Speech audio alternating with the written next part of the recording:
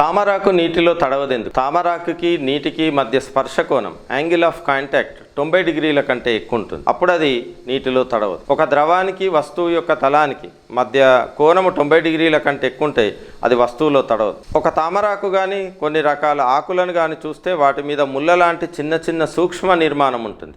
దానిపై నీటి యొక్క తలతన్యత వల్ల నీరు గోళంగా ఉంటుంది, దొర్లుతూ పోతుందే తప్ప అది ఆ ఆకును తడపదు. సో గోళాలుగా దానిపై ఏదో వ్యాక్స్ పూసినట్టుగా ఉంటుంది.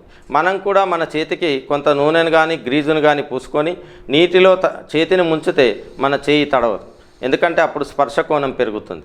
అందుకోసమే మీరు చూస్తుంటారు బాగా మేకప్ అయిన హీరోయిన్లు వర్షం సీన్లో కూడా వాళ్ళ ముఖం మీద నీరు జారిపోతుంది. అలాగే వేటికైతే స్పర్శ కోణం 90 డిగ్రీల కంటే తక్కువ ఉంటుందో అవి నీటిలో తడుస్తాయి. వాటిని వెట్టింగ్ ఏజెంట్స్ అంటారు. 90 డిగ్రీల కంటే ఎక్కువ ఉంటే ఫర్ ఎగ్జాంపుల్ టార్పాలిన్ కవర్ నీటిలో తడవదు, దానికి 90 డిగ్రీల కంటే కోణం ఎక్కువ ఉంటుంది.